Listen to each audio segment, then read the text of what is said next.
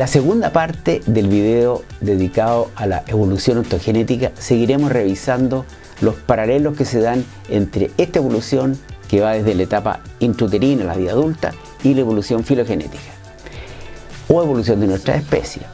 Esto en relación a los cambios morfológicos y funcionales que se repiten en ambas evoluciones a nivel del macizo craneofacial y que sin duda nos ayudan a comprender mejor el crecimiento y desarrollo de la extremidad cefálica. Soy el Dr. Juan Argandoña, bienvenidos al canal de crecimiento y desarrollo craneofacial. En este video vamos a revisar la segunda parte de la evolución ontogenética. Ya habíamos visto la primera parte y ahora vamos a terminar de ver los fenómenos que... estamos haciendo un paralelo entre las modificaciones morfofuncionales, morfológicas y funcionales que se dan en ambos tipos de evoluciones. En la evolución ontogenética, es decir, desde la etapa intrauterina hasta la vida adulta, y en la evolución filogenética desde las especies más remotas, nuestros antepasados más remotos, hasta el hombre actual. La idea es ver cómo se repiten algunas de estas modificaciones que se dan a nivel especialmente del macizo craneofacial para ver cómo en ambas evoluciones, ¿no es cierto?, nos estamos preparando uno para la adopción de la posición bípeda o producto de la adopción de la posición bípeda y también para, ¿no es cierto?, el desarrollo de nuevas funciones que se dan como el habla, por ejemplo, que se dan tanto en la evolución ontogenética como filogenética. Bueno, vamos a revisar entonces el enderezamiento cefálico, la flexión de la base del cráneo, el crecimiento del cerebro y la aparición de la lordosis cervical. Y para finalizar vamos a ver algo acerca de la adopción de la posición bípeda, el cierre del ángulo mandibular y la aparición del mentón. Comenzamos. Bien, con respecto al crecimiento del cerebro.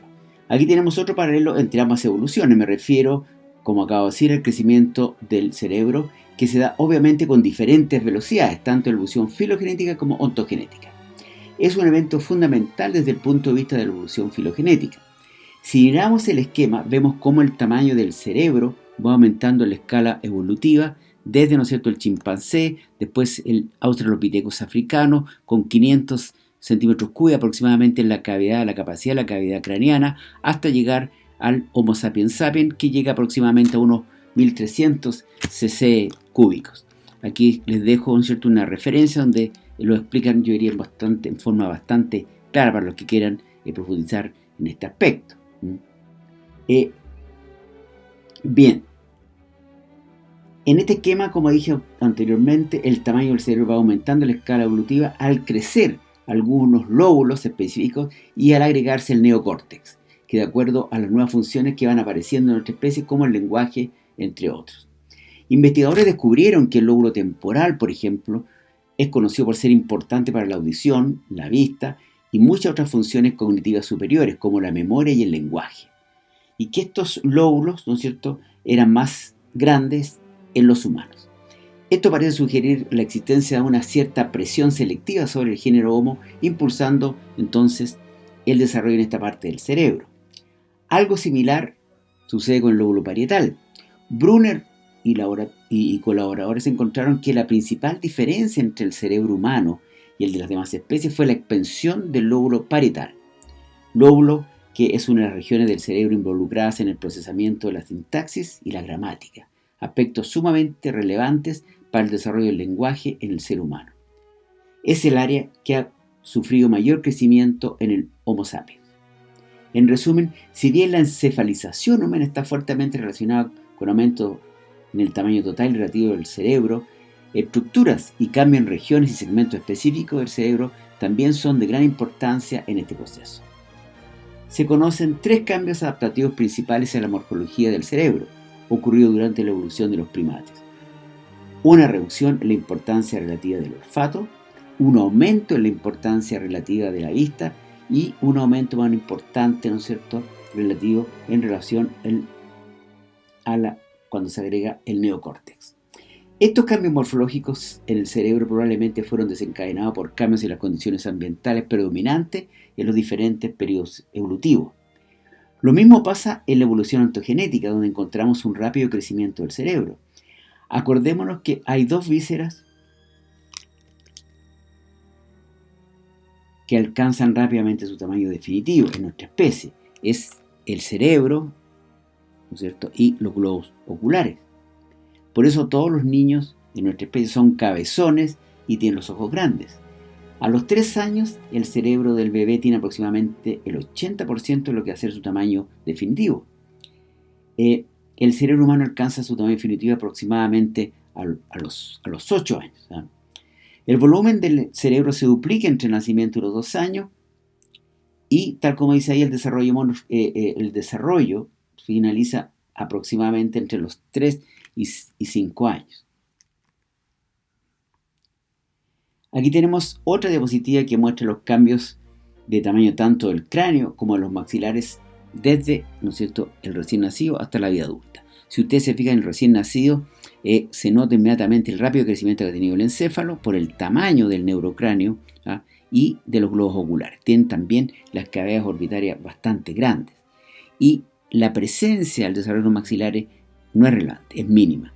Estas proporciones pues cambian al llegar a la vida adulta, donde efectivamente ya comienzan a crecer los maxilares con la aparición de las piezas dentarias y la aparición de la masticación, y esto, ¿no es cierto?, va a ir cambiando las proporciones que hay hasta, ¿no es cierto?, llegar a las proporciones que conocemos en el hombre adulto, en el adulto. Ahora, otra de las cosas que quiero mencionar es la lordosis cervical. Algo habíamos hablado en la primera parte de la evolución ontogenética. Acuérdense, eso lo habíamos mencionado, que a nivel de la vía intrauterina, el raquis o columna vertebral se caracteriza por una sola gran sifosis generalizada, ¿no es cierto?, una concavidad anterior. Y esto es la llamada posición fetal, que justamente se caracteriza porque es la posición que le permite, ¿no es cierto?, al feto ocupar el menor cantidad de espacio a nivel del vientre materno. Nos vamos a centrar especialmente en la curvatura cervical o lordosis cervical que mencionamos anteriormente. Si ustedes se fijan, el niño en la posición fetal no puede deglutir lo que, por ejemplo, el líquido amniótico, lo que sucede cuando se rompe ya la membrana faríngea. Su mandíbula está pegada prácticamente a la parte más superior del tórax. Para poder deglutir, entonces, tiene que necesariamente levantar su cabeza. Es lo que se llama el primer enderezamiento cefálico. ¿Ya? Al romperse la membrana faríngea, cuando el feto comienza a deglutir, debe entonces enderezar la cabeza. Y comienza ya a formarse o a insinuarse la curvatura, ¿no es cierto?, cervical o la lordosis cervical, que junto con las demás curvaturas que se forman posteriormente, especialmente cuando comienza a caminar o se pone de pie, le va a permitir adaptarse a la bipedestación. Lo mismo que pasa, ¿no es cierto?, a nivel de la evolución filogenética.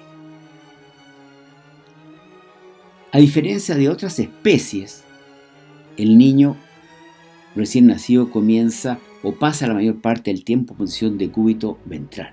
No puede levantar la cabeza en forma autónoma, como tampoco puede movilizarse a las pocas horas de haber nacido, como dije yo anteriormente, a diferencia de otras especies. Si uno mira muchas veces, ¿no es cierto?, un potrillo o un cordero, y después del nacimiento, a las pocas horas ya comienzan a movilizarse, comienzan a caminar. En el caso de nuestra especie no es así, ¿ya? La falta de maduración de la musculatura en general del organismo y específicamente de la musculatura posterior y lateral del cuello hace que no pueda, repito, movilizarse inmediatamente y por otro lado no pueda levantar su cabeza en forma autónoma. Y al respecto me acuerdo perfectamente cuando nació mi primera hija y me la pasaron. Yo, ignorante de esto, la tomé y ahí, ante los gritos de mi suegra, de mi madre, que oye, que la cabeza. Bueno, porque efectivamente el niño recién nacido en nuestra especie no puede sujetar la cabeza y por lo tanto hay que primero, cuando uno le van a pasar la guagua, le ofrece la zona, ¿no es cierto?, del brazo, del antebrazo, para que pueda apoyar ahí su cabeza. Después, en la medida que va madurando la musculatura posterior y lateral del cuello, el niño comienza ya a levantar la cabeza en forma autónoma. Y esto tiene varias connotaciones. Uno, Para poder levantar la cabeza tiene que ejercer presión la musculatura posterior y lateral del cuello. Y eso ya me va a producir, ¿no es cierto?, una tracción que finalmente me va a producir esa rotación occipital posterior que revisamos en la filogénesis. Por otro lado, el hecho de que ya levante la cabeza comienza a producirse una tensión aquí a nivel, ¿no es cierto?, la zona anterior de la mandíbula. Acuérdense que aquí tenemos el músculo miloioideo, que son dos músculos que tienen forma, ¿no es cierto?, un abanico y que me van a enfrentar y van a permitir que el cartílago sinficiario, que me divide la mandíbula en recién nacido, para evitar, no para evitar, para permitir que junto con las otras suturas que tampoco se han consolidado, ¿ya?, se pueda deformar las distintas estructuras que conforman el macizo craneofacial para que el niño pueda pasar a través del, ¿no es cierto?, del canal vaginal y pueda nacer sin mayores inconvenientes. Entonces, cuando el niño comienza a levantar la cabeza, se produce esta zona acá, esta presión que va a ser el músculo, especialmente el músculo miloioideo, que, repito, va a tender a unirme estas dos semimandíbulas, permitiendo entonces que se calcifique el cartílago sinficiario. Bueno, una vez que el niño comienza a caminar, comienzan a consolidarse las curvaturas del raquis, la curvatura cervical, la torácica, la lumbar y la sacra. Eso es una cosa. Y por otro lado, se instaura un crecimiento hacia caudal del macizo facial. El momento en que se pone de pie, el yoides baja notoriamente porque toda la musculatura, ¿no es cierto?, suprayoidea va a transmitir ese descenso del yoides, de donde está pesando el árbol respiratorio y otras vísceras, la va a transmitir al maxilar. Y comienza entonces a crecer el maxilar, los maxilares en sentido vertical. De ahí la explicación de por qué los niños recién nacidos y antes de que comiencen a caminar, su rostro es redondo. Del momento en que se ponen de pie y comienzan a caminar, repito, ¿no es cierto?, va a llevar a un crecimiento del macizo facial hacia abajo y llegando a la vida adulta con ¿no es cierto?, un rostro ovalado. Por otro lado, tal como dice ahí, esta curvatura que acabo de mencionar les permite que el centro de gravedad del cuerpo describa al andar casi una recta. Para adaptarse a la posición bípeda tiene que obviamente cambiar su centro de gravedad. Bueno, lo que habíamos dicho anteriormente, aquí vemos, este es un TAC de un recién nacido, en que vemos la mandíbula se encuentra dividida. La mandíbula no es una sola pieza esquelética, tenemos dos hemimandíbulas que se encuentran separadas en la parte media por el cartílago sinficiario. Este cartílago, cuando se pone de pie, comienza el árbol respiratorio y las vísceras tóraco-abdominales a traccionar a través de la musculatura suprayoidea todo el macizo facial y el complejo lingual, se instaura, repito, por un lado, un vector de crecimiento hacia abajo para, ¿no es cierto?, originar un rostro ovalado, y por otro lado va a ser fundamental la acción de los músculos miloioideos que me van a atraer estas dos semimandíbulas en la parte media para permitir la calcificación de este cartílago sinficiario y por lo tanto la mandíbula pasa a ser una sola pieza esquelética. Esto lo vamos a revisar específicamente cuando veamos el crecimiento mandibular.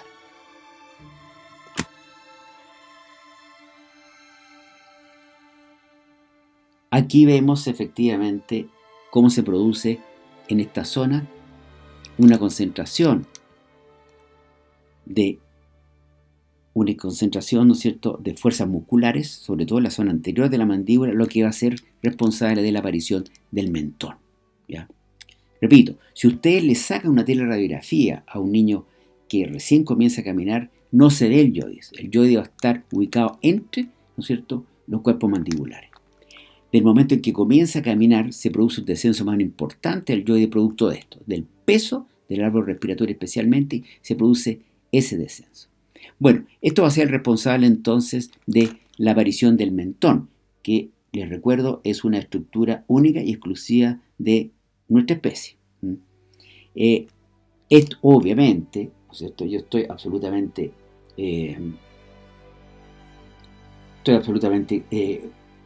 consciente de que no le podemos achacar la aparición del mentón, ¿no es cierto?, responsabilizar solamente a un problema, ¿no es cierto?, mecánico, sino que hay otros factores que también influyen, sin duda, ¿ya? Pero lo que voy yo es que esta zona, al tener una mayor concentración y a ser sometido a más tensión, se engrosan las corticales. ¿Ya? Las corticales en la zona anterior de la mandíbula son más gruesas, son más densas y además, ¿no es cierto?, una menor esponjosa. Y eso lo ve perfectamente uno cuando, por ejemplo, está haciendo una genoplastía, cuando quiere avanzar el mentón. Cuesta bastante cortarla porque, repito, esa zona es bastante más densa.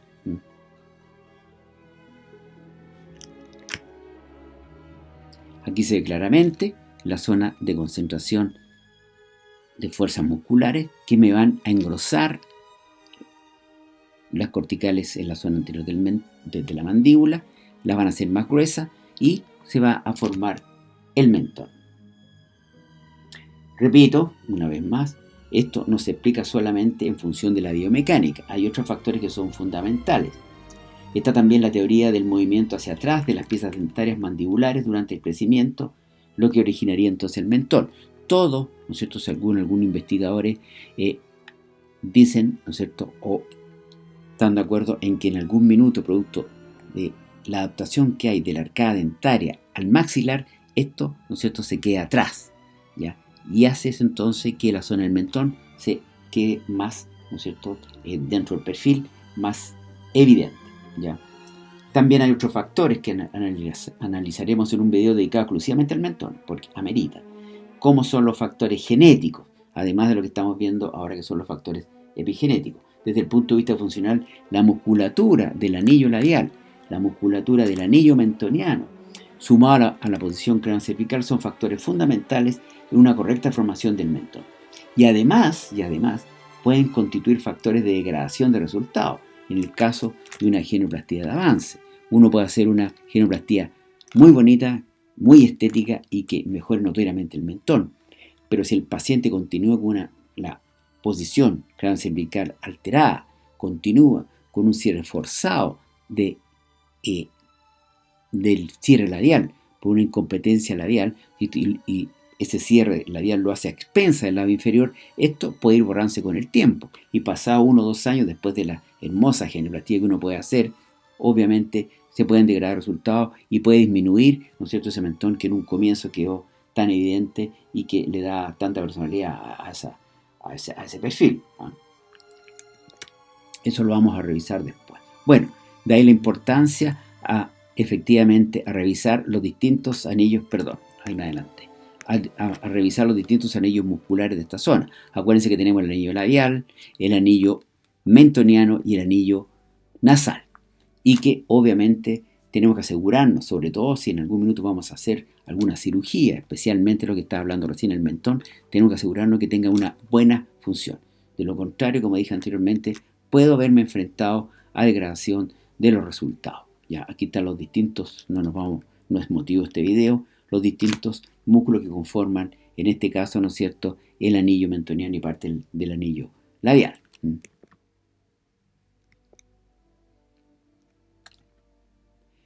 Bien, aquí tenemos yo diría un resumen, ¿no es cierto?, en que nos muestra esquemáticamente los principales movimientos del macizo craneofacial desde los 8 días hasta los 30 meses, donde se produce rotación occipitotemporal. Acuérdense que lo mencionamos durante el video, en que el niño cuando ya comienza en forma espontánea a levantar su cabeza, los músculos son los responsables de que se produzca esta rotación occipital temporal. Y eso a su vez me va a producir esto, el cierre del ángulo esfenoidal. Se produce una flexión a nivel de la base del cráneo, que también lo vamos a revisar cuando veamos el video de crecimiento de la base craneal.